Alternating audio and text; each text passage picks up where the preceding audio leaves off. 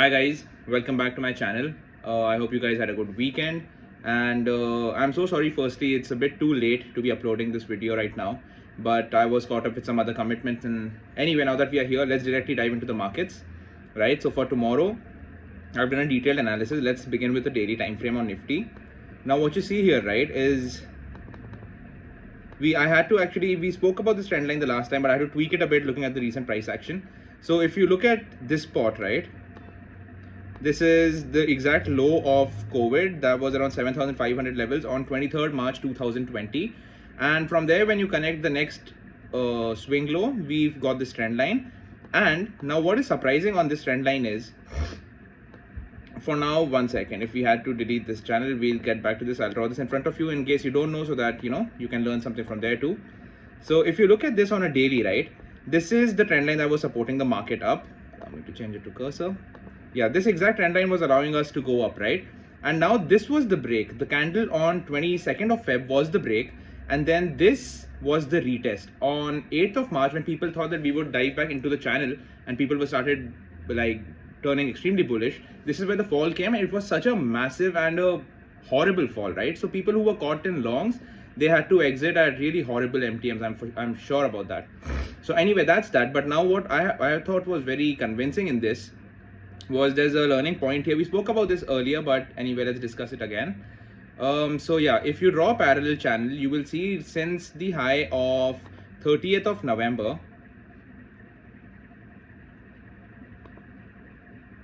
right, since then, and if you connect the lower end, sorry about that guys, if you connect the lower end of the channel, you will notice that the price was traveling between this channel, right? Now, two ways to look at this. Number one, the fall from here was just the retest of the channel, and then we continued falling down, or else this could also be a point of confluence, right? Now, why is it so important? And every time we spoke about this the last time also, point of confluence are such strong points from where, if the market takes direction, it will continue trending in that direction for certain days, not just intraday, for certain days, right? So over here, this was the 9th of March.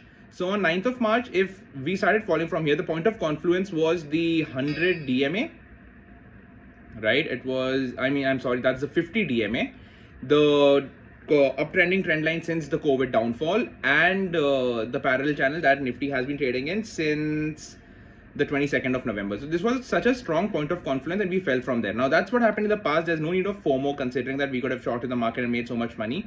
There's a lot of opportunity on the table right now, so let's discuss that, right? So that's on daily.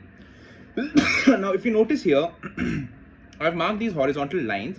This is the zone that we were speaking about, where we could see a potential head and shoulder on a daily, right? This way. We've almost touched that zone. If we bounce back from here, then, and if we then break down, then yes, that's a positionally bearish trade. But until that happens, let's just focus on what's going to happen tomorrow, right? So tomorrow, considering looking at Singapore right now, SGX Nifty, I truly don't have a lot of conviction in that, because it's crashed my hopes and dreams a lot of times. I used to think I'm going to wake up a millionaire, but that doesn't really happen. So, but considering, just hypothetically, if that actually has to happen and we do open 100 points gap down, right? So let's shift into a smaller time frame. Let's look at intraday. On intraday, this is such a beautiful pattern, right? You see this constant zone of resistance. This is 17,200 odd levels, and it also converges with the 200 EMA on a 15-minute time frame, right? So we have a simple plan for tomorrow. Case number one, if we happen to open gap up, right? If things turn around, and even today, there was this discussion of a major bank acquiring Credit Suisse and all, and if it actually does work out, we might see a bullish recovery, but you never know. So let's just wait and check out what happens tomorrow. So first case number one being, we open gap up.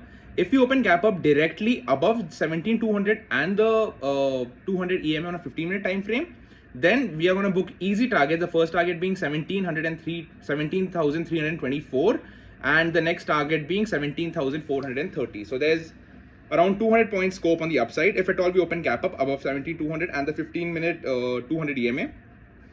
Now, if we open gap down or flat, and you see this channel, right? This uptrending trend line. If you see this trend line, that's from the 16th of March, 10 a.m. on a 15-minute time frame. If we open flat or below the trend line, that will be opening below 17,000, where a lot of puts are written, and they will have to run for cover, everyone who sold puts. So the market might even pivot down more, it might crash more, and you could see the recent low, that's 16,860. That's your first target. The second target you can hold up till 16,750.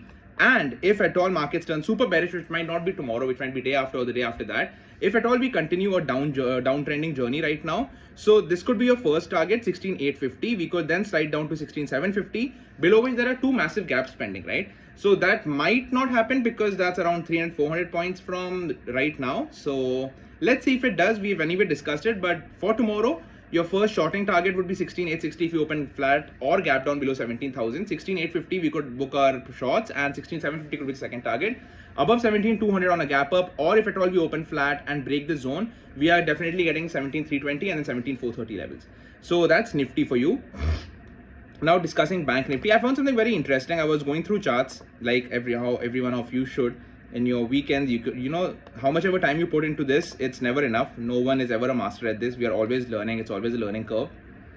Anyway, so if you see this parallel channel, right, it is so beautifully proportioned, right? The parallel channel starts at, or this is on the Bank Nifty daily, right, on the 18th of Feb, where we had made the all-time high. We were hovering around the all-time high, and this was pre-COVID, just before pre-COVID markets were peaking. And the lower end of the channel was 24th of March, when the COVID times were eventually turning better and markets started becoming bullish, right? So if you see this, we have a couple of touch points here to validate this channel. This is the one on 26th of Feb. This is 19th of Feb. Sorry, the first one was 26th or 25th or 26th of Feb 2020. The next one is 23rd Feb 21. That's after a year. That's mad. Then there's 14th of October, and hence and so forth, right? And on the same way, even on the bottom, we have points at 26th of March, then 26th of May, and then over here around 24th of June. So it's a beautiful channel, right? And the market has been respecting the channel.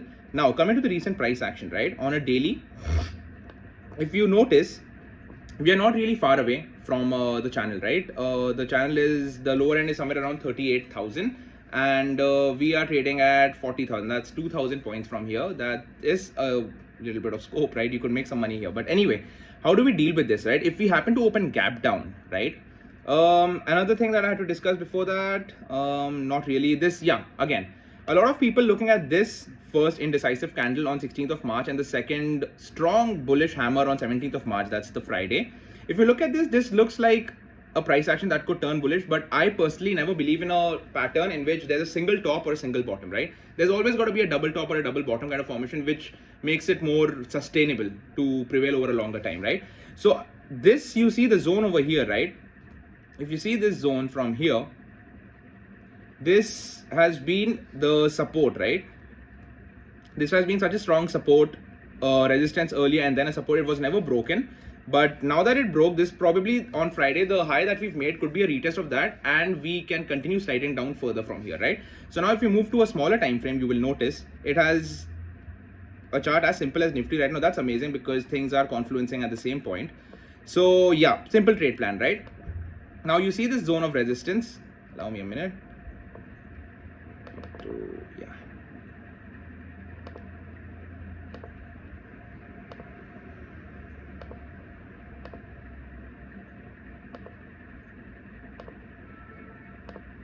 Right, so coming back, now there are three scenarios just like Nifty. Firstly, if we happen to open gap up, slightly flat or gap up, and we have a 15-minute candle closing, as we discussed, we are not jumping onto a running candle. It could be a stop loss hunt.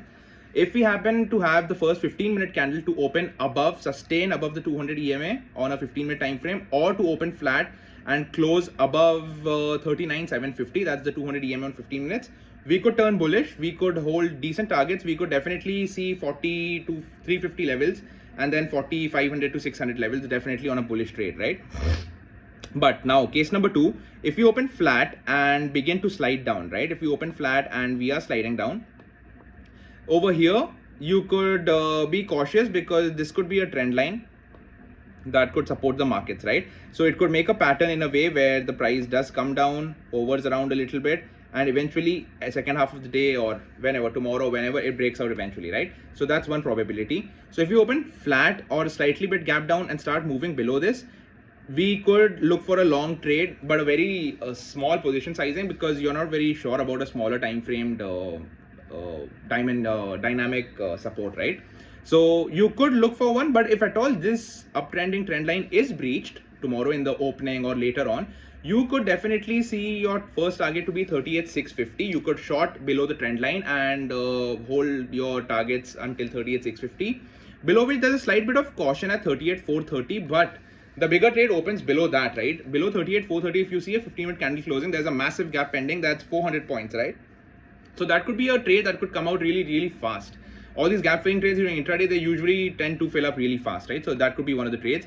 So Bank Nifty, again, on a time frame of 15 minutes, if we happen to open gap up above 39,800 or the 15-minute 200 EMA and we sustain above it, we are going to hold a bullish trade with the stop loss right below this zone of resistance that has been pushing the market down, right? So with the stop loss below 39,650, we could be long and we could hold for 300 points. I'm sorry about that. 300 points on the upside. And if you open flat or gap down, we could book our first targets at the trend line that's been supporting the market to go up. And below that, we are going to see 38,600 levels, below which 38,430, and then the gap. So that's a very simple trading plan for tomorrow. I hope this really helps you. And considering the markets have been very indecisive and it's not very easy to trade with these, with the volatility increasing and so much price fluctuation, you tend to get stopped out. So keep your position sizing light. We can always pyramid, and if you don't know what pyramiding your buying option trades is, I'm going to upload a video about that soon.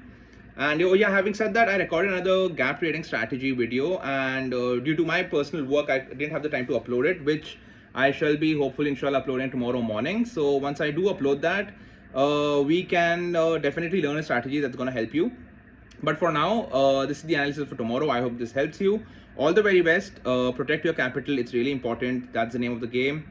And keep your position sizing light and enjoy your trades. Okay, if at all you're caught up even in a bad trade or a good trade, trust the process. Enjoy trading as a profession, and you will only regret it. You know your position sizing is too heavy when you start to shiver or feel nervous when you're running trade, right? If it's not, then you're on the right path to becoming a really profitable trader. So having said that, all the best. I wish you luck. I wish you all the money in the world. I hope this works out for you. And kindly like, share, subscribe, and spread this with your friends and people who are interested in trading. I hope this helps them too. And follow me in my description box. You could find the link towards my Instagram and you could follow me there. I keep updating my daily PNL there, and if at all I have any strategies, I still happen to upload it there. So anyway, I'll see you guys tomorrow. Let's trade and let's make some money tomorrow, right? Bye folks. Bye bye.